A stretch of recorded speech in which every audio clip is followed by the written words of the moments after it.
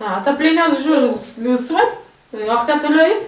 Нургүл Батырова үйүнө жылуулук жакшы келбестигин айтат. Бирок жылуулук үчүн эл катары акча төлөйт. Учурда үйүн электр меши менен жылытат. Ал эми электр энергиясы да маал менен өчүрүлөт. Эл төлөгөн эле акчаны төлөйбүз, ошол ТЭЦке кайрылган жокпуз. Квартирабыз суук, анча деле отоплениеси жакшы жылыбайт. 5-этаж болгон үчүн жылуулук бизге жакшы келбейт. Жылыбайт, андай ысытпайт үйдү. Адистер көбүнчө жылуулук системалары жакшы иштебеген, же тазаланбаган үйлөргө жылуулук толук жетпей калышын айтышат. Бул маселелер менен учурда жылуулук борборунун атайын нөөмөттөгү тобу иш алып барууда. Алар күн сайын көп кабаттуу үйлөрдүн жылуулук берүү системаларын текшерип турушат. Суткалап сменде турушат.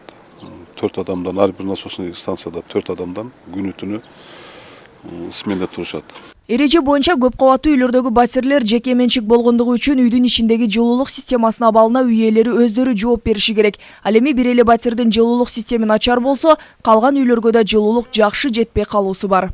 Кылган жумушубуз ошол үйгө чейин жеткизип берүү жылуулукту. Элеватор узел деп коебуз. Ар бир көп кабаттуу үйдүн алдында элеватордун узел бар.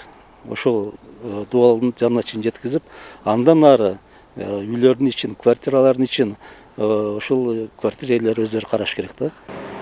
Учурда Ош жылуулук борбору шаарга температуралык графиктеги жылуулукту берип жатат. Ал эми борбордун кызматкерлери үйү жакшы жылыбаган тургундарга жардамга келүүгө даяр экендиктерин айтышат. Актилек Гүлжигит кызы Акжол Айбашев, Коомдук биринчи канал, Ош шаары.